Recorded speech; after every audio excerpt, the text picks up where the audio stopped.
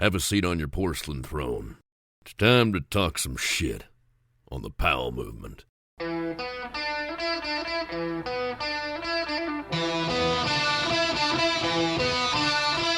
Welcome to the Powell movement.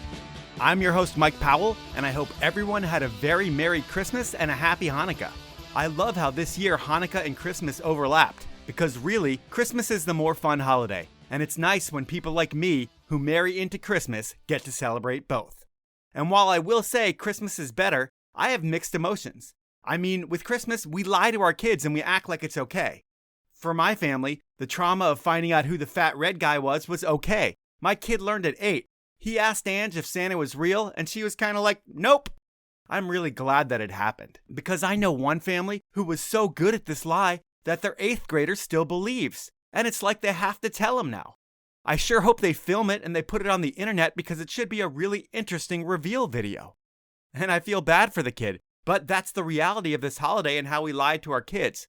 But I really do hope everyone had an amazing holiday. My family is really cherishing this one, as this year taught us how we really need to appreciate all the good in life and take the bad in stride. So hug your loved ones, tell them how you really feel about them, unless you hate them, then just keep drinking and keep that shit to yourself, and don't say anything. I also want to thank each and every one of you for listening every week, and also for all the thoughts and prayers for my family this year. It's been a different one for sure, and knowing that we have friends, family, and strangers who are rooting for us really makes a difference. And as lame as it sounds, there really is something to the power of positivity. And speaking of lame, I rarely use the word lame to intro my guest, but this week I have another tribe member on the show that I could say a ton about, but I'm not going to because I'm talking about myself. And we're going to pick up where we left off with Roy Tuscany, the founder of the High Fives Foundation and an amazing human being. Roy has come back to interview me again on this special Christmas episode and birthday episode too, as I was induced to be born on December 31st and become a tax deduction for my parents. But before we talk about me, the little tax deduction, I want to ask you to support the brands that make this show happen. I only work with the best brands, and they are Elan Skis, Stanley, Outdoor Research, Peter Glenn Ski and Sports, and the 10 Barrel Brewery. Now it's time to podcast, and I get to do it with one of my favorite people in the world. So I'm going to cut to Roy Tuscany to handle Mike Powell Part 2. You know, everybody, it is a gift to be the guy who gets to do this for a second time and introduce and interview the man behind the Powell movement, Mike Powell. Welcome to the Powell movement Part 2. Thanks, Roy. All right, Mike. So this is your second time on here, and there's been some iconic milestone type episodes. We've just surpassed 300. Our 300th guest was Gus Kenworthy. Our 200th guest was Henrik Harloot. And our 100th guest was Mr. Tanner Hall himself. Those are some pretty iconic names for some iconic numbers in the episodes of the Powell movement. What is one thing that wasn't shared from their episodes? There actually is one thing. So I had a full-on edit with Henrik's episode ready to go. And the intro of it, I had talked with John Spriggs years back. And the podcast was kind of a controversial podcast because Spriggs had done some stuff and I took a position against what he had done, which anybody should take the position that I took. But I was kind of biased and people didn't think it was that cool of me to do. But either way, I did it. And when I was doing my 200th episode with the podcast, I thought it would be fair to reach back out to John Spriggs and see how he was doing, because I know he had turned his whole life around and I wanted to talk about John Spriggs and how he changed things. So I did like 10 minutes with Spriggs. I did some time with Ben Weiss as well, who was an inline skater who ended up having a drug problem and kind of coming in and out of that. But I did 10 minutes with Spriggs, and then I asked him about a couple questions about maybe masks or vaccines or something to do with the pandemic. And he lost his mind a little bit on me. He definitely wasn't happy with me and wanted me to take it out. And you know what? I did take it out because really the podcast was about Henrik, and I didn't want to pull anything away from Henrik. So I took that part out, but there definitely was a questionable Spriggs part that didn't make it into that 200th episode. Maybe it's time to have him come back and have Part 2 and see what that might look like. But that's beyond the point because, you know, those are three iconic people. What was your favorite thing about these episodes? You know, you obviously got to talk to three people who have rose above the ski media and milked into the mainstream. Well, I think when you look at these three guys, I mean, with Tanner, first off, you want to get some interesting and Tanner Hall-esque answers to questions, but you don't want to piss Tanner off. I mean, he's one of the greatest skiers of our generation. He's an incredible talent. But he's also one of those guys that I think you have to toe the line with on some subjects because he can get pissed off and can snap. And I've seen it happen in the past. And I'm sure it's all stuff that's, water under the bridge after time. But I didn't want to have that with Tanner. So with Tanner, it was all about walking the line of what would piss him off and what wouldn't and pushing a little bit. But I didn't want to piss him off and never be able to interview him again. So I think with him, it was all about just making sure I got great answers but didn't piss him off. Then with Henrik, it was kind of like I was trying to pull a story out of him. He hadn't done a ton of interviews at that point, and his agent reached out to me to do a podcast with him. I was psyched. And then I look, and 3 weeks before, I had already interviewed him, but like 3 weeks before my interview came out, he had interviewed with like everybody else in the world. So I feel like the Henrik interview, while mine might have been a little bit different, they were all very similar. And then with Gus, he's got a very interesting story, and he's had some secrets that he's kept a secret his whole life. And I don't want to be the asshole who's questioning him and making him uncomfortable, but creating a venue where he was comfortable enough to answer the questions. And I think I did that. And he said it at the end that he was really concerned going into the interview, probably based off of who I am and any of the podcasts he's heard. But I was very sensitive to making sure that all the questions were some that he would feel comfortable with. And I wasn't trying to grandstand and use his issues to sell podcasts per se. It was really from the heart, and I wanted to know what was going on in his life and times. And I think I was able to get him to open up. And that's really what I try to do. And I don't know what the question was, Roy, but that was my answer. Yeah, I mean, those are the things that you enjoyed about those podcasts. And I got to say, you waited to talk to Gus. There was so much media that's happening about him through the announcements, and then how he, has mixed between, an acting career, and then he's in like Us Weekly and People, and then he's also still an X Games competitor. So I think it was great. You waited for a period of time to allow for the mainstream to sizzle out. And then, like you said, you got to get some real answers. And then speaking of Tanner, he actually works out here at the C.R. Johnson Healing Center almost every day before he goes up to Woodward. And I'll tell you what, there's a new Tanner out there. It is definitely a calmer, more peaceful one. So moving from there, I want you to make up a joke that starts with Tanner, Henrik, and Gus walk into a bar. Okay, this will be, let me see. You're putting me on the spot here. Tanner, Gus, and Henrik walk into a bar. The bartender looks at Tanner and he says, "What do you want?" Tanner says, "Sex on the beach." He says, "Go find your girlfriend." Bartender looks at Gus. He goes, "What do you want?" Gus says, "I'll have a blowjob." Bartender looks at him and he says, "Go find your boyfriend." Henrik says, "I'll have a beer." The bartender looks at Henrik and he says, "Philip." I don't know if that's funny at all, but I figured Phil Casabon fits into there somehow. Wow. I mean, for on the spot, that was great. And, if you know him, you know the joke. If you don't, you know the drink. And moving from there, we're approaching episode 400. You've got a list of prolific skiers here. Will episode 400 be a prolific skier? If so, do you have a plan for it? And I would like to earmark episode 500 with my running and founding High Fives Foundation. I'd really like to claim episode 500. I know you probably don't do that, but back to the question, episode 400, prolific skier. If so, who? Well, Roy, I'll tell you, I'm kind of flying by the seat of my pants at the moment right now, and we're at episode about 310, so I've got 90 episodes to think about 400. Will it be another prolific skier or snowboarder? Yes, it definitely will, and if not, it'll be a musician, but I'm not sure who it's going to be yet. And as far as episode 500, we will earmark that for you, but you might come up sooner than that, so we might not be able to wait till 500 because we've got so much to hear from you as well. Awesome. Well, I'm excited of that. And speaking of podcasts, I've been on some. My favorite has always been to be on yours. Do you personally listen to any other podcasts out there? I like to listen to podcasts about people's lives that have gone completely down the toilet. And I don't know if that says anything about me, but I have 3 that I really listen to. One is called Dopey. It's about drugs, addiction, and dumb shit. And it started with 2 guys in rehab who are recovering addicts telling just funny, crazy, terrible drug stories that I found interesting. And then eventually one of the dudes relapsed and died. And now it's just one guy and it's more of like a podcast like mine. That's interesting to me, even though I've never had a major drug problem like that. I also listened to one called Crime in Sports, which I just started listening to like 2 weeks ago. But it is fantastic, Roy. The research that these guys do on terrible athlete stories is just incredible. And then other podcasts, there was one that was called It's All Bad, but they don't really do it anymore. That's another one that's a bunch of like recovering addicts, and they're probably relapsing into not being able to make podcasts anymore. So that's sad. But those are the ones I listen to. That's about it, really. All right, all right. So speaking of that, I'm not going to ask you actually to rank any other podcasts. I appreciate you sharing the ones that you listen to, but obviously you're not the only individual in the action winner outdoor sports vertical that is doing the podcast.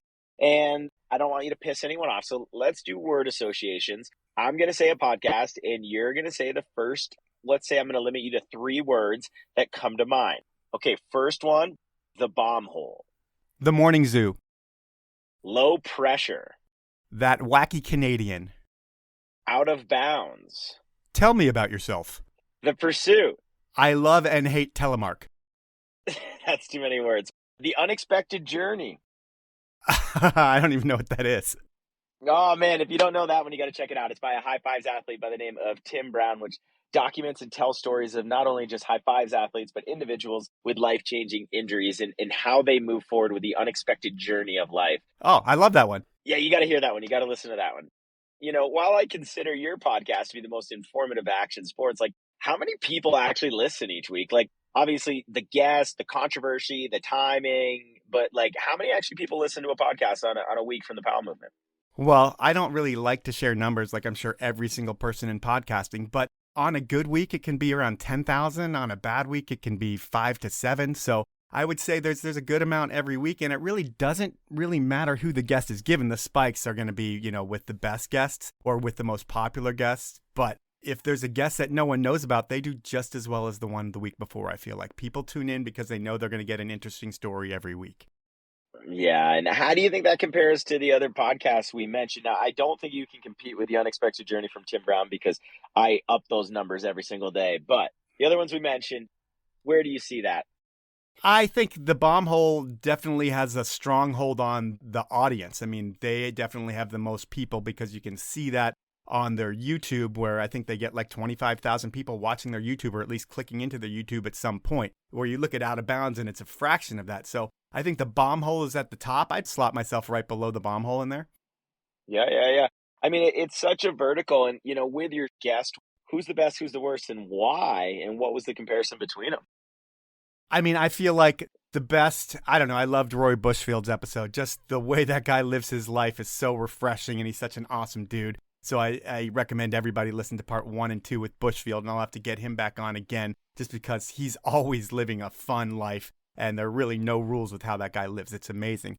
The worst, I would say, I mean, there's 2 different versions of me and the worst. One would be Tom Schaar. He's a skateboard kid who won all these contests, but I interviewed him when he was like 18 or 19 years old, and he hadn't done shit with his life other than win skateboard contests. So when I asked him things that were important with his life, he's sitting there playing Call of Duty and not answering any of my questions. So that one wasn't that interesting. It was like a 30-minute interview, and I'd never cut one that short, but that's what happens with a young kid like that. The other one was with Maude Raymond, and I think she just thought coming into the podcast that I was going to be my sarcastic self and that nothing was going to be serious, because I'm like that a lot of times in person. But she didn't answer any question that I asked sincerely, and it was very frustrating throughout the podcast. And like a year afterwards, she called me up to tell me that she was disappointed in how the podcast went. And I let her know right back that I was very disappointed in how it went on her end and that I didn't think she took it seriously. But whatever, she's a talented athlete. I love her brother. She's great as well. And those are my best and worst. All right. With your show and personality, you do tell it like it is. And sometimes people can't handle it. Would you say that is that one that was that guest that got pissed off for something you said? Or is there one that maybe you still like the podcast, but the person got even a little bit more pissed off, and maybe that's why you like it a little bit more? You got something out of them. That was one where, she was definitely disappointed in the podcast. I've had others, and I'll leave it at others because I want to keep this as vague as I possibly can, where I've almost felt threatened for my life after the podcast. And that's not a joke by any means, Roy. You don't really know what's going on in everyone's head. And sometimes I can ask questions that can upset people. Sometimes people just get upset in general. And sometimes there's just mental issues with people. And I realize that I have to be sensitive with everyone that I'm dealing with. And sometimes people get pissed off at me. And I've experienced that. And it's not pretty. All right. So at some point, do you think it will get boring? All these groups that we mentioned, there is not an infinite pool of individuals like Armchair Expert or other large scale podcasts that have lists of guests. our sports are not that large, our stars are not that big. Do you ever think it'll get boring between all these different podcasts interviewing the same people? It definitely has the potential to get boring. I mean, I look at, let's say, Michelle Parker. She's the newest to the podcast realms in terms of an interviewer. And if you look at her guest list, she's going to interview a lot of people that I've interviewed, that 2 other people on her podcast network have interviewed, that 5 other people in different podcasts have interviewed.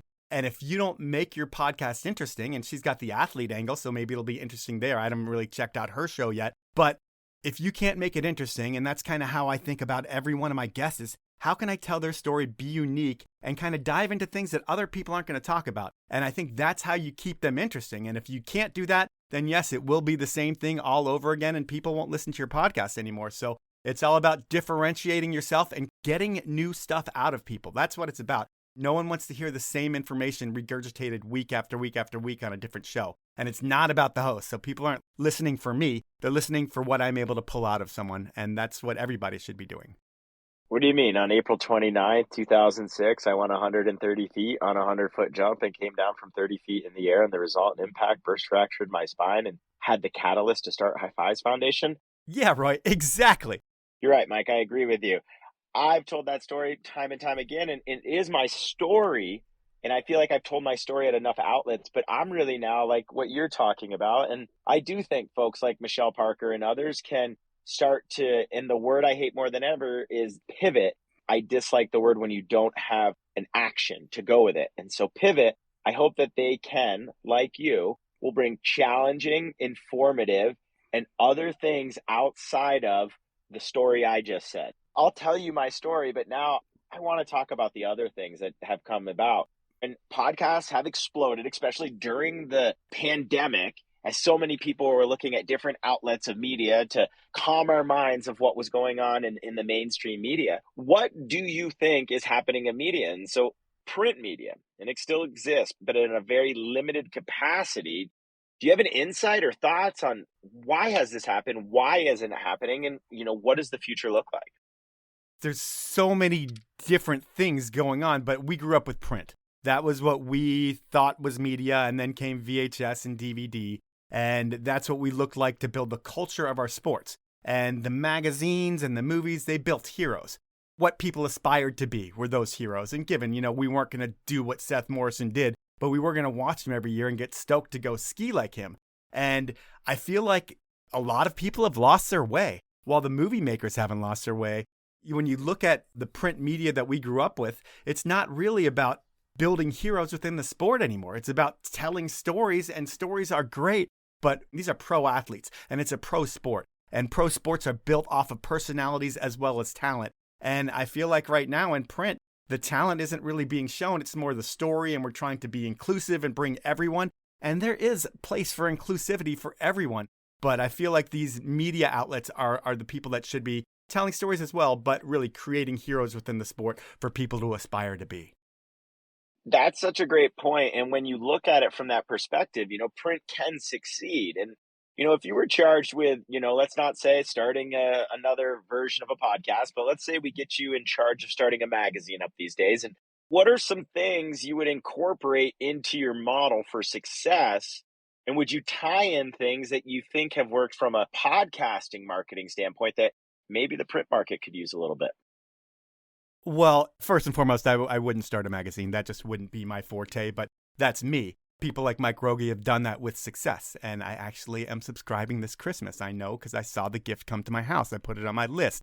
But what would I do? I would increase the font size. The people who are publishing magazines need to realize that magazine readers are not getting younger. My kid is never going to buy a magazine because kids don't read magazines. Adults read magazines. People getting older read magazines. And what happens to people getting older is their eyesight goes bad. So I would bump up the font in my magazine, and I think every reader would thank me for it. And then I would focus on 2 things. First, print, and print. I would make sure I have the best magazine out there. I would do what Mike Rogie is doing. I would create a community for my magazine. And then I would create a big digital presence. And my digital presence would mirror what I'm doing in print, although the print articles would come out the year later. So I would make sure that all this great content that I'm putting into my print entity is available to the masses for free a year later on the internet. And then you can build people as fans and followers and subscribers through there. Would it succeed? I don't know, because you know what?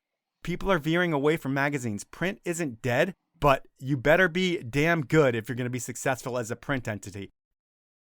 Now it's time for my first sponsor break, and I'm going to start out with Elon Skis. And I'm in love with both my Ripstick 106 Black Edition and the 96 Black Edition. They are so fun and lively, all while remaining light and stable. And I'm not the only person who thinks these ski better than the competition. Both of these skis were named Editor's Picks in Free Skier magazine tests. So the pros out there, the testers, everyone who's actually getting on these skis, they know they're the best skis. I'm telling you they're amazing too. You're going to feel the difference because great product is why Elan is building a cult following in the US. But what's really amazing about the brand is that they built a solar power plant on top of their state-of-the-art factory. And their independence from fossil fuels, along with that new solar plant, will provide a carbon sink as powerful as 15,000 trees on an annual basis. They're putting their money where their mouth is when it comes to the planet. So to find out about all things Elan, head on over to elanskis.com. Next up is Outdoor Research. They've been building award-winning outerwear and gear in Seattle since 1981. For 40 years, badasses in the mountains have trusted OR gear to be the best, and they still are. But when you head over to outdoorresearch.com these days to see their new line of product, you're going to notice some major differences. While OR still makes that badass technical gear you've come to trust, they've branched out and hired new cutting-edge designers who have their fingers on the pulse to create new fits, cuts, styles, and colorways that are still functional, but now styled to look great at the resort, in the park, in the backcountry, at the bar, or even a night on the town. And there really is so much new stuff to check out from OR. It's not just outerwear.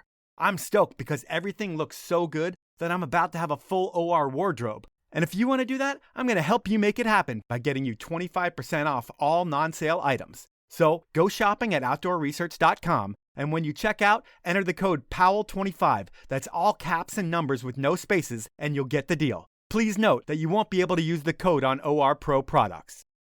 My next sponsor is Stanley, another iconic Seattle brand that has been ahead of the curve since 1913. While we all know Stanley for creating that iconic green bottle that kept your grandpa's coffee hot all day long, they still do that and a whole lot more these days. And they have always been the right choice when it comes to the planet. If you are still using single-use plastics for your beverages, it's time to make a change for the environment and get yourself a Stanley water bottle for starters. I'm making it easier than ever to do so. You'll save 30% on all Stanley products when you head on over to stanley1913.com, buy some stuff, and I highly recommend a water bottle and a set of their pint glasses, which I use every single day. And when you check out, enter the code DRINKFAST. That's all one word, all lowercase, no spaces. So that's all one word. That's what that means. And you're done. Spend over $75 and you'll get a limited edition Powell Movement beanie. Those are my sponsors. Now let's get back into the podcast. To be honest, I have a Mountain Gazette subscription. It's the only magazine I read because the one disease I have found out, OLD, old, it happens to all of us. And I can barely read things that are not that big a font. So, Mountain Gazette, it's huge font already. So I agree with you on that. Outside of that, ski just died. There's now the metaverse and there's all this other stuff. And I don't even want to talk about the metaverse because it's not there. But Powder was just purchased. Do you know who bought it? And is there a resurrection plan? Is there any rumors floating around within the metaverse of digital marketing media spaces? The metaverse is one thing. Maybe that'll succeed at some point because Facebook has a ton of money and they can fail and keep building it again and again. But the Outerverse, what the fuck was that? What were they thinking? Hey, we don't know how to do digital media in the first place, and we've sucked at it since we started our digital media. But we're going to create a whole new game-changing breakthrough platform that has never been proven anywhere, and our team of guys who haven't done anything with the internet is going to build it? That shit is crazy to me.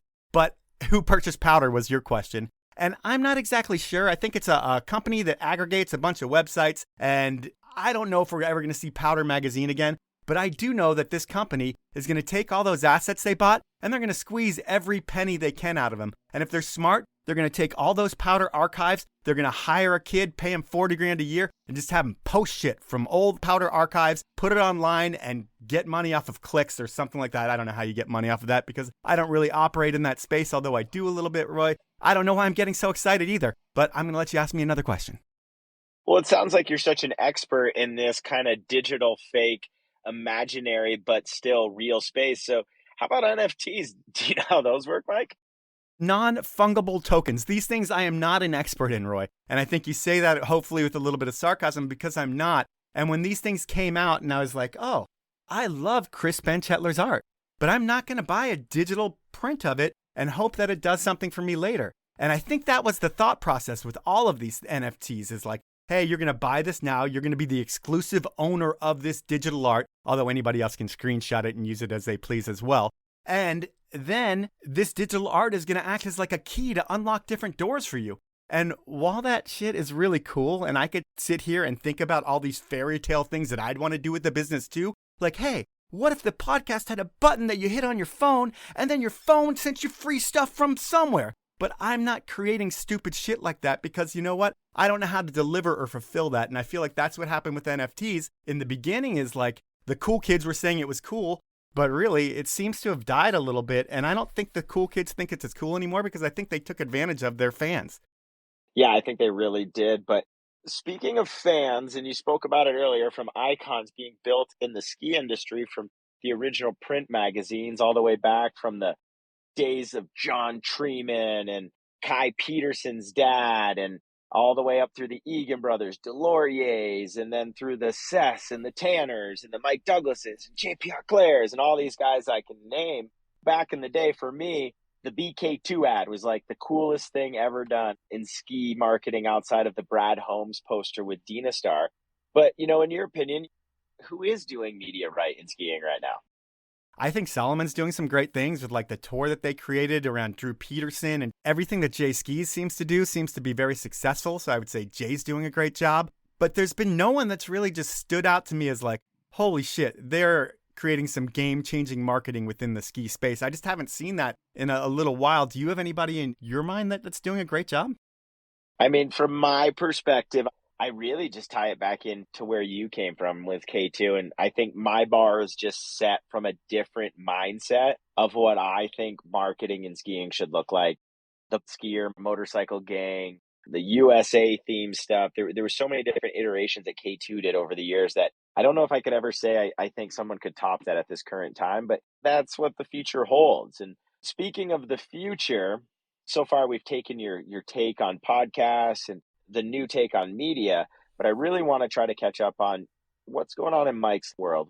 On part one, we really got up to where you were in your life when you started the Powell movement. Now, 300 and plus episodes later, there's obviously an update of what's going on in Mike's personal world, and that's something that I really want to touch base with. So in your last podcast, life seemed like it was cruising along and things were easy, so to speak. But you have learned, as did I with my accident, that life can change in an instant. If you're open to it, Mike, I'd love for you to explain what's going on with your wife, Angela, right now. Yeah, you know, I've definitely talked about it a bunch in the podcast, but I think just the quick and dirty of what's going on is she had an issue with her stomach for a while this summer, and she was trying to get a colonoscopy. And when she went in for that colonoscopy, the doctor sent her home, and he said she had to do another prep, regardless of why she was sent home. One night, she ended up going into the emergency room because her colon popped, and it turned out she had stage 3 cancer, and that ended up blowing up inside of her body, and she had an emergency surgery, and they were able to remove most of the cancer. And then right now, she's in chemotherapy to kill all the rest of that cancer that kind of exploded inside of her. So right now, which we're just finding out because it's pretty funny, Roy, you know, we've been thinking that this cancer is terrible, and it is. Cancer sucks, and chemotherapy sucks, and everything's terrible. And it was a ton of tears. But we went into the doctor last week, and we were like, hey, so we just want to know, because we're not getting these updates of like if the cancer's growing, if it's getting smaller, anything that's going on. We haven't heard anything about that. So we're like, hey, could you let us know what's going on with the cancer? Because that's kind of what we're concerned with. And the guy's like, well, you know, we removed like most of the cancer. You know, what we're doing the chemotherapy for is a lot of stuff that we can't see. You've got some lymph nodes that lit up with some cancer that we want to make sure that that's gone. So right now, I feel like we're in a place where it totally sucks. She's having chemotherapy. That's never anything pleasant. But at the same time, it's an insurance policy to make sure all that cancer is gone. There still is a 35% chance that it could come back. But the majority of everything that she had is out of her body. And now we're just making sure that there's no active cancer cells in the body right now. We go through chemotherapy. We're done on May 3rd. And then she gets a scan. Hopefully they say she's clear. If she is, then we keep going back and getting checked up. And there's a 35% chance that it comes back. So Hopefully it doesn't come back. Hopefully this treatment works. And it's been a lot of processing emotions for the past few months, as you know. I mean, there's like a full range of emotions that I'm sure you experienced when you hurt yourself. You know, it's like, first of all, it was like, why her? She had these questions way more than me. And then it was, you're angry and you're pissed. But at the end of the day, man, life sucks sometimes. And it sucks for us right now, but we're going to get through it. And life sucked for you and you've gotten through it. And sometimes people don't get through it. And that's really, really sad. But we're going to get through this. And it's just going to be, 6 to 8 months of really shitty times. And hopefully it doesn't come back. So that's the bad of what's happened. But the good, and that's kind of my motto, there's always a positive out of the negative, is that you have grown this podcast. But I know live events are your passion. How many of these are you doing? Are there any that you're doing each year? I'm not doing as many live events anymore. As you know, the pandemic shrunk the live event field tremendously. And now that they're coming back, I usually do 1 or 2 a year right now. At the most, when I was doing events, it was like 10 to 15 a year. Anyone that sticks out? There's been a couple. My favorite event is the Pain McSlunky. That's always a fun one. But the really big ones that are scary at first are really the exciting ones for me. I've done Caesar's Palace on the 4th of July where I was the one kicking off the fireworks to a sea of people where I couldn't even give you a number. It was just as far as I could see, it was people. I've done the Lululemon Marathon up in Vancouver where there was like 70,000 people there, which is a pretty amazing event. Those guys know how to run an event and they're an amazing brand. And yeah, I think just the bigger of the events are really the ones that I like a lot more. The Powder Awards are always great. That's kind of a smaller, intimate environment. But anytime that I have a microphone in my hand, it seems like a switch flips in my head that's totally different than we're doing an interview like this or doing a podcast. My personality changes a little bit. I get a little bit louder, a little bit more animated. And man, that's what I love to do. Usually throw a zinger or two. And not being a pro athlete or any famous person, do you think it's the zingers that get you the gigs? Or how do you think these gigs happen? Do they come from the podcast? Have any come from the podcast? The Lululemon one came from the podcast. So that was a good way where someone came to the website and they saw that I did events. They must have listened and they ended up hiring me from there. And I did that for a few years. But that was up in Canada and they realized they didn't need to pay an American to come up to Canada when they could probably have a Lululemon employee who's good on the mic do it. And it would be more authentic to their brand. So that was one that I got through the podcast. And then thinking about not being a pro athlete, I think that is a reason that I don't get a lot of jobs is because I'm not a known entity. It doesn't matter if I'm a pro athlete or not. Because I don't have a built-in audience, people aren't thinking about me right away to go hire me. But anybody that hires me for a live event, I usually do that event year after year after year after year because people enjoy what I bring to the table. And it's different than a lot of regular MCs. Yeah, we also have gotten to do a lot of Pain McShlonkies. Now, when you're at the Pain McShlonky, obviously there's a variety of a crowd. Palisades is a new name. There's also a lot of kids' activities happening go there. I think sometimes some people might have had to have you toe the line, but is there anything that you think you might have said there that is the favorite thing you've ever said at that event? Every year there's like 5 things that I chuckle to myself in the hotel room. Like, I can't believe I said that, but it wasn't bad because no one even recognized that I was making a joke. But to me, it was really funny. So one year at the costume contest, there was a camel dressed up and someone was in a camel costume. And whenever I see anybody in a camel costume and I'm on a microphone, I love to talk about the camel's toes. That is just so funny to me. Another one, I had talked about a competitor being airtight. But yeah, I was just using a word that most people I don't think had known because that was like 2010. And I don't think people really knew what airtight meant back then. And I thought that was really funny. Yes, Mike, I do remember those. And I will tell you this. Through all those times, our friendship has grown. And over those times, a lot has changed. You lost weight a conventional way, and I lost weight through an addiction. We both ended up getting addicted. Mine was to stop drinking because I was heavily addicted to drinking for a long period of life and been sober since the end of October in 2016. Congratulations, Roy. That's huge. Yeah, it's pretty fun, man. You can eat a lot of ice cream and not have to worry about it when you drive home. That's always the best part of that one. But you took a different route. You still will have a beverage here or there. You'll still have some fun. But you got addicted to Peloton.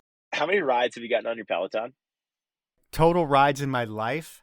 It's kind of sad. I mean, some rides are like warm-ups and stuff, so like 5 minutes. Doesn't matter. I know you have a t-shirt that says it. So like, what is it? No, I don't have a t-shirt, but it's something over 4,000 rides. What? Yeah, it's something stupid like that. What's your screen name? What's your like rider name? Powell movement. you ride under Powell movement, and when you're in like a big class, where do you fall? Like, are you trying to get off the top, or are you just trying to like end up in the middle and have a fun stat for yourself? I never look at any numbers. I hide every single number on the screen. I don't look at it ever. I don't take classes other than warm up and cool downs, and I don't do them on the levels that I'm supposed to do them. I do them where I like. So I just use the Peloton as an exercise bike. The metrics I look at are calories, and then I look at how much I ride in a year, and I'll hit tomorrow 18,000 minutes, which is just fucking stupid, Roy. Wow, you are an indoor bike master. And with that, I think that means that we're going to close out 2022 with something that we're going to do and give this as a gift to all of you, because it is Christmas, however, and even though Mike doesn't believe in it, we're going to see about what you think about for 2023. Mike, are you ready to do some predictions for 2023? I would love to do some predictions. All right. Our sport was built off an event that originally started in Crested Butte, Colorado.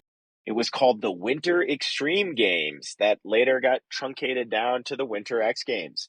This year in Aspen, is this going to be the last year of the X Games? Well, some company came in and bought the X Games, I believe, this year. And they invested a lot of money in creating the X Games. And from what I found, when suits come in and buy something, because I'm guessing it's not a bunch of like young action sports professionals who are like, we're going to save the X Games and it's going to be awesome. It's somebody who's got a bunch of money who wants to be like, yeah, we're going to keep this thing going and we're going to make a shit ton of money off it. So I guarantee, and I shouldn't guarantee, but I don't think it'll be the last year of the X Games, because I'm guessing if they bought it from ESPN, there's still a deal with ESPN for the TV time, and it's still going to get placed on their networks. And the people that bought it didn't buy it to lose money after 1 year. I mean, hopefully it still exists for the athletes, but at the same time, those investors are going to want to squeeze every single penny out of those athletes. So I would hope they're around longer than 1 year. Yeah, I mean, it's such an iconic event that is such a staple and such a benchmark for who's the top performer in a niche market. But yeah, how do you make money out of something that was originally born out of the idea of free ride? The idea was it was a free ride into an amazing sport. Now, you've gotten to manage some of those, let's not call them free rides, but professional athletes that have gotten the opportunity to make a living off of the sports, being a team manager, Summer and Winter X Games. You got to see both versions. Which one do you enjoy more, and any good stories from them? I definitely enjoyed the Summer X Games better. Just being in the warmth adds another degree of fun to everything and a more laid-back vibe. It seems like when you're at the Winter X Games, everything's kind of in a hurry and it seems like you're being shuttled place to place to place.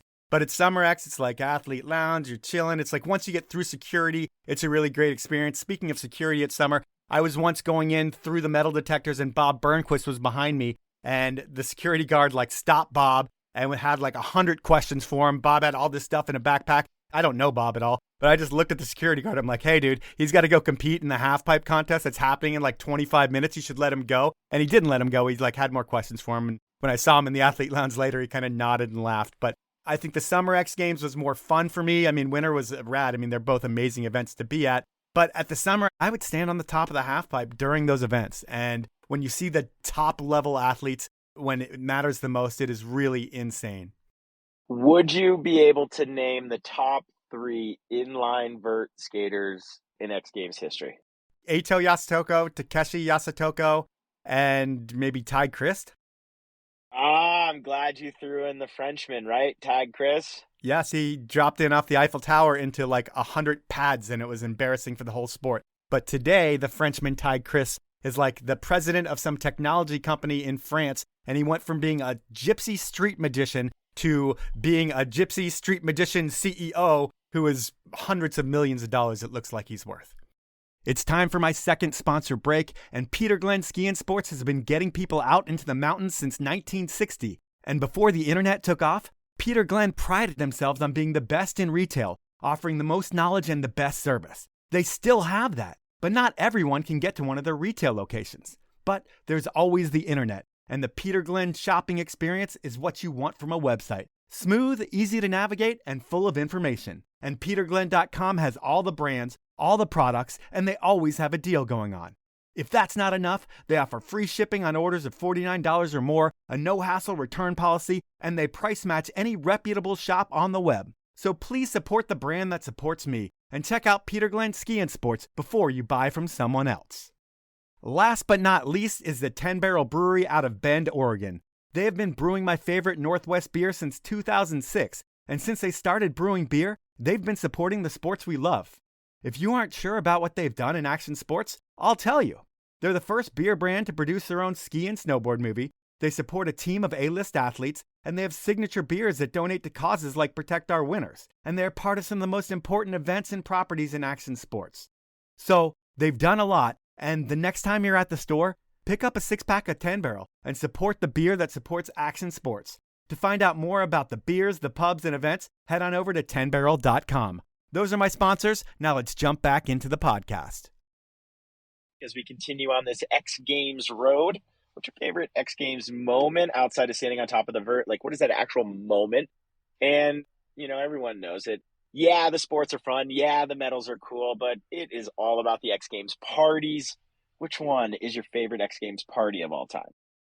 I would say my favorite moment would be, and I think this is actually Gravity Games, but Carrie Hart's backflip at the Gravity Games in Cleveland, Ohio. And it was the first backflip ever on a motorcycle. And everybody knew it was coming, but it was pretty insane to see that because no one thought it was possible, except for Carrie Hart and probably every other motorcycle guy out there. But everybody who wasn't on a motorcycle didn't think it was possible. That was pretty crazy to see live. And then seeing the double backflips Mike Metzger did in Philly 2 years later, that was pretty cool as well. Favorite X Games party? Seemed like anything Troy and the Target House threw at Winter X Games was always the place to be. I mean, they have Tom Morello there from Rage Against the Machine.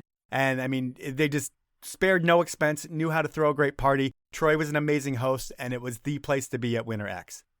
Were you ever there for the years that Marley Audio was a part of it in Aspen? Were you there for the Marley parties at all in Aspen? I don't think I went to any of the Marley parties, but I was there in Aspen then, yes. Yes, those are pretty good because I didn't make the Michael Spencer list. I wasn't cool then. So I got to go to the Marley party. So those are my highlights. And then X Games, getting to watch Tanner and Simon duel it out back in the day in person. And I got to agree with you. I never got to go to summer, but the one thing I never liked about winter is the cattle approach. Everything's frozen. It's icy everywhere. I don't walk good as it is. Really tough there. But, endlessly, I hope that it continues. It is such a beacon for the action sports industry, for the growth of it, and also bringing it into the mainstream media with the platform of ESPN. So I do hope it continues, and I do hope it continues to get a remake, and hopefully it'll survive, but we'll see for that. So X Games we've talked about used to work for K2, and back in the day, K2 was all red, white, and blue and heritage. But in the past decade, the brand and the marketing has changed. What are they doing? And do you think that they're building on what was created, or do you think they completely just flipped a coin and started a new approach? I think flipped a coin and started a new approach. And I will say, I think the approach is working. I'd say the last year of my time in K2, they started to go downhill, and then they were down in the doldrums, it seemed like, for a couple years. And then they had a big change, a massive change in-house, and they brought a whole new group of people in there with a totally different attitude of how to build the brand. It went from the heritage of red, white, and blue, which you mentioned, into making it almost a fashion brand. Like a skate brand or snowboard brand, but with like a fashion focus. And if you look at where the president and their marketing director came from, they came from the skateboard world, and they came from the snowboard world, and they came from the Converse and the Nikes, and they think about fashion, and they're not thinking about the skier. I think the skier is the last thing that's being focused on right now. First is like creating a new brand identity where we're going to be a cool K2. And this is all me talking about what I see from the outside. What's a cool image? I think if you look, they were able to get Pat Moore to come on to K2, which is a tough thing, although he left right away. But they were able to get him, and to be able to get athletes like that who are willing to be on a brand that K2 is known for selling gear to the masses. They're never going to be the hardcore brand, but if you look at what they're doing, working with different artists and doing things that the cool kids are doing, I think they're making a difference in the market. I think they're probably selling more snowboards than they were selling when I was there. They're probably not selling as many skis as they were selling when I was there, but it was a more ski-focused program then. And I think it's interesting to see. I think at some point they'll have a whole nother regime come in, and they'll get back to that heritage of red, white, and blue, because there's a reason the brand was doing that for 60 years. And, that's fine. As long as they're doing well, that's great. That's what I have to say on that. All right, Mike, you talk about like you still know a lot of things on the inside and you got a great foresight into what things could be or what things could become. But would you ever go back to working at K2 or going back to an industry desk job? Would that be the next chapter, or is episode 1000 the last chapter? It's such a good question, Roy, because when you think about where I've been, I've done that 40, 50, 60-hour a week job where you're super passionate about your work life and work becomes your whole life. And I love that. And then I got a job that wasn't as serious about work. It was like 40 hours a week. You're going to make a little bit more money. You're not going to be as passionate. I like that as well. But, I didn't like the boss in that whole situation. And then I got to the situation where I am now, where it's work as many hours as it takes. And it doesn't matter how long it takes. You're going to put as much time in as you possibly can to make this podcast a great podcast. And you're in control of your own destiny. And there's something to be said for that. I don't have to work during the day if I don't want to. Given I'd have to make those hours up during the night. But it is something that's very unique to have, to be on my own schedule and not have to be accountable for anything. And being that I'm a one-man band with this podcast, there's really no accountability as long as I put up an episode once a week. So I'm accountable to my sponsors, delivering what I'm supposed to do for them. But it would be really tough to go back to a desk job, although the benefits, the expense account, and the security would definitely be a relief. I hear you on those things. And if you were to go back, I bet you'd want to go back to someone that is probably doing somewhere either in the way you see the industry leader, or, you'd want to help change someone that has the potential to be the industry leader. So like, who would you, if you could see it, you'd say, yeah, this is the best marketing. I'd want to go work for them. You asked me who's doing the best marketing earlier. And I think I mentioned Solomon because I think they are doing a good job. But you know what?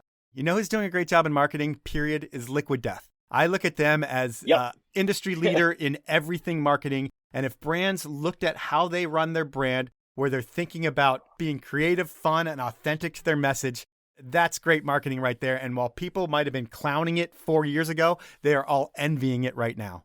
Hold on. What's this sound? Oh, that's funny. That's cracking a Liquid Death mountain water, drinking water from the Alps from our good friend Steve Sticks Nielsen, who is probably, I don't even know how, one of the most influential people in the entire industry. And if no one knows his route, go to that podcast. I got to say that's one of the best.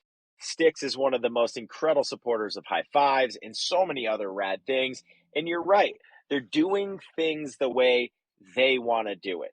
They're not fitting in a textbook PowerPoint presentation. If anything, they've burnt those all down. They've looked at what's risen out of the ashes and come out of that. And I couldn't agree with you more. I mean, they're the most fun brand to watch right now.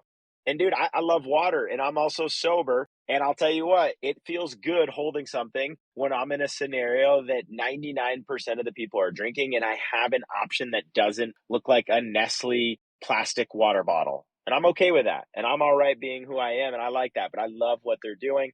But all right, Mike, we're going to do a quick little word association here. We did this earlier. I'm going to do a favorite of all time list. We're going to go through 5 things. Favorite all-time skier. McConkey. Favorite all-time snowboarder. Scott Stevens. Favorite all-time rollerblader. Pat Lennon. Favorite all-time Ford tracking snowblader. The Brown Blader. No, that was me. Oh, Roy Tuscany. That one, so we're not going to the 5th one. All right. Finally, I've had an absolute blast on here as I got to also relive my dream of, doing a podcast and getting to be on the mic with you, as we've built such a chemistry over the years from the events we've done together. And I got to ask you, man, this is a Christmas edition podcast. So is there any chance that a gift could be that we could turn the Powell movement into 2 dudes talking to other people about other things? You're talking about 2 dudes, 1 mic?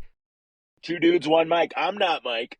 No, but 2 dudes, 1 mic is kind of a playoff of one of my favorite internet videos, which was 2 Girls, 1 Cup, I believe it was called. I don't know, so interesting. I highly recommend that you don't search that because it is disgusting, but I definitely watched it like 14 times. I think, Roy, we do have a great chemistry, and we should do a podcast together, and we need to create the right thing. And I know that we can do something around the High Fives Foundation, and you and I should just get on the mic, start recording. I can make this a Christmas gift where I package it, create it, give it to you, and then you would have to distribute it to the masses. But I would love to do something with you. You're one of my favorite people in the world, Roy. And I believe in everything that you're doing. And you know that you are the one nonprofit that I support. And I will support you with the podcast. We just have to figure out how we're going to do it. And I would like to start early next year. I think that sounds great. I think we should do what the trend in media is right now. You have a Twitter account. Let's put out a Twitter poll. We'll do that after we launch this episode so people will tie in and understand. Mike's going to put out a Twitter poll that if we should move forward with 2 dudes, 1 Mike. Now, remember, the Mike only spelled M-I-K-E. You talked about something that is my life, that is my gift back to the world, which is the High Fives Foundation, myself and others that get back and get to rad in the adaptive sports. So now it's time for Inappropriate Questions. And long story, but I was able to get, me to ask you these 3 questions. So question number 1. Most people have a bar mitzvah story, but what is your ball mitzvah story? This is a story that I've actually had to tell a bunch of times. I don't know if I've done it on the podcast or not, but my old boss used to make me tell it at events when I was on the microphone to keep people entertained when we had a lull for like 20 minutes. I'm going to make it a lot quicker than a 20-minute story. But the ball mitzvah was what happened to me during my bar mitzvah week when I was 13 years old. I was at the temple with my rabbi Laszlo Berkowitz and my tutor Nava Feder. I had spent a year learning all my Torah portions and everything, and I'm ready to practice, and I'm like in dress rehearsal on the bima, and my ball hurts. And when I say my ball hurts, I'm talking about my testicle. And when I say it hurts to the point where I pass out on the bima. They call an ambulance. Ambulance shows up. They put me in the ambulance. They're like, what's wrong? Like, my testicle's swollen. They're like, what do you mean it's swollen? And I have my left ball is bigger than my fist right now. It was huge. And those things really, really hurt when they swell like that. So I'm in the hospital. This is a week before my bar mitzvah. My parents have invested a ton of money in this event. We've got like 300 people coming to this bar mitzvah. There's a theme, all this stupid shit. So they definitely want me to do the bar mitzvah, although they never said this. I'm sure my dad was secretly thinking he better get his ass out of the hospital and to this bar mitzvah.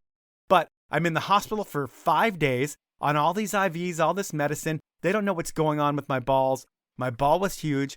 I was able to get enough medicine that made my ball shrink the day before my bar mitzvah. I was able to do my bar mitzvah, but I wasn't able to do any physical activity. I could barely walk because my nut was so big that it like touched my thigh, like some people's thighs rub. Well, my ball hit my thigh because it was so big, and anything that touched it really hurt. Like even if someone touched it that I wanted to touch it, it would still hurt. It wouldn't have been a good feeling. So that is the ball mitzvah story. I still did have my bar mitzvah, and that's when I became a man according to my religion. Wow, that was fantastic. That leads us perfectly into question number 2. When measuring your penis, Mike, do you start from the base of the shaft or the butthole? I don't think Jewish people are known for being particularly hung, and I don't want to bring religion into penis size, but I think I just did. But I think you definitely measure every time from the butthole because that gives you an extra 3 to 4 inches depending on how you measure. So my 12 is definitely aided by that butthole measurement. All right, that's going to move us into the final question. And I think hopefully question number 3 is going to move away from anything revolving around, well, revolving says it enough, a ball. Last but not least, who's the greatest camper at K2 and why? I'm going to tell my Camp K2 story because this is my podcast. I might as well. And this is actually the first time I was ever on the microphone. And I've probably told a little bit of this story before here and there, but I've never told this part of it, I don't think. So I am running, a lot of the entertainment at Camp K2. We had a bracketed flip cup tournament, which I won single-handedly. I beat like 24 people. I ended up throwing up during it. That was my first time on the microphone. And I went from sober to drunk in about an hour and a half. And this is all on the clock and all encouraged by my boss at that time because we were supposed to be entertaining these 300 people. Well, what was happening next on my list of things to do after I beat everybody at playing Flip Cup was I had DJ Vitamin D coming in from Seattle with his pregnant wife. Now, DJ Vitamin D doesn't hang out in the mountains much, and he didn't really want to come out this way, but he's paid by Red Bull, and Red Bull's like, we're going to hook up DJ Vitamin D. It's going to be a sick night. You're going to love it. So I was like, yeah, it's great. So Vitamin D calls my cell phone about 15 minutes after that Flip Cup game ends. So this is at about 4 o'clock in the afternoon. I'm hammered. And I've got to meet our talent for the night and his pregnant wife. They drive up, and I'm wasted Mike trying to explain to them how I just beat all these people in Flip Cup, and it was so fun, and they are totally not impressed. They're looking at me like, Jesus Christ, how did we get involved in this? And then I let them know that we're staying in Mount Baker's parking lot. And don't worry, I rented an RV just for you guys. You don't have to share with anyone. And they look at me like, we're not staying in an RV. And I was like, okay. And so I had to pull a plan B and get them a place in Bellingham. And we had to shuttle them back and forth, given I wasn't driving. But Vitamin D was very, very disappointed in me. And then right around sunset time, I look outside and Vitamin D and his pregnant wife are standing by the fire, looking up at the Shuckson Arm at Baker. And it was just a picturesque night. And they must have forgotten about everything that happened before because of just that moment that they had. Then Vitamin D played all night. And it was one of the most epic 3-day ski, snowboard, and branded parties that I think will ever happen in the industry. And that was one of the perks of working for K2 back then. I love that, Mike. I got to attend a Camp K2, and my moment was, these were still in my drinking days, when I beat Jeff Matura in a game of Pong. And for some reason, I have always felt like Jeff Matura has always had something out for me. And I then spiked a beer on the ground. And instead of saying congratulations for beating him, he told me to pick up my beer can and never to act like that again.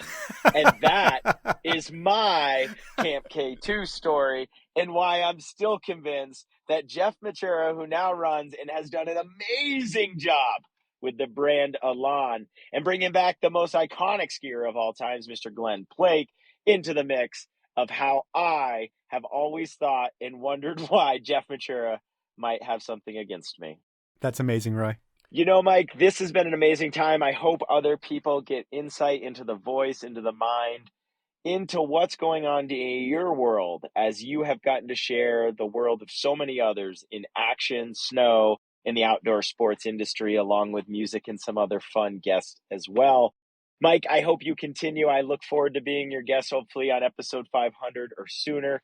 I want to wish everyone a Merry Mahalo, because there is nothing wrong with wishing everyone a Merry Hello and a Merry Goodbye. Roy, I want to thank you very much for putting together this podcast. Your questions were amazing, and you're one of my favorite people in the world. I cherish the time we get to spend together. Unfortunately, it's not enough, but thank you for doing this for me. And we will talk about the next podcast that we're going to do in 2023. So that was time with me, and I'm sure you will agree when I say that that was one of the more compelling interviews of the year. And while I say that, I'm totally kidding, but it is a fun way to shoot the shit with Roy Tuscany, and I hope it gave you a little sneak peek into my brain. And it's funny. For the regular listeners, you get to hear my podcast persona, and while that's me, outside of the show, I feel like I'm more fun and funny. And while I wanted my sense of humor to be a reason that people keep coming back for the show, and maybe it is for some of you, I know that my knack for diving deep into the research is why I've built the audience that I have. And while there are other entertaining podcasts out there, in this space, I don't think there's another show that gets the information out that I do. And that's all because of the homework. Kids out there, while homework sucks, it comes in all shapes and forms. And if you want to succeed at a passion-based job, you can't just show up. You need to do the assignments, the prep work, and you need to do it better than the rest. And then having a great product should be easy, whatever it is, because you put in the work. That's the show. Season 7 starts in January, and we are starting things off with a visionary behind-the-scenes player who we will talk about their life and times with, and then we'll get into one of the most important ski property acquisitions this side of the X Games and the Powder Magazine sale. Until then, please review the show or post about it on social media and tag me. If I read your review on the show, you'll get a very limited edition Powell Movement multicam hat. I only have a few of these, so if I'm going to read your shit on the show, it better be really good or really bad. At this point, I want to give a special thank you to Tom Moreno. Tom listens to my show every week before I put it out to the public and let me know if I make an idiot about myself. I rarely do so, but I think Tom's corrected me 1 or 2 times, and I really appreciate that he puts in the hour and a half every week to make sure that you guys get a great podcast. So thank you very much, Tom. I also want to thank you for listening every week. And I really need to thank my sponsors. First, I should mention a heartfelt thank you to the folks at Barrel Brewery. They helped me drink a lot of beer in the past, and they are moving on. And that's okay, because while I love them, I've replaced them with something better for me. I'm going to make that announcement in the next podcast, and you can participate in this new beginning by signing up for my new drinking challenge. To enter, just shoot me an email with Beer Challenge in the title, and I'll get you in the mix. This is something I'm going to go head-to-head with listeners with every Friday on Instagram for 10 weeks. And if you win, you'll get an amazing prize pack from me, But if you don't win, you don't have to do anything but post about the show on your social media. There's nothing that you need to send me, as this is really about the listener and about this new sponsor. Actually, a couple new sponsors that I'm excited to bring to the mix. So I do want to thank my other sponsors who have stuck by the best podcast in the land, and they're back for 2023. They are Elon Skis, Stanley, Outdoor Research, and Peter Glenn Ski and Sports. Have a great rest of 2022, everyone.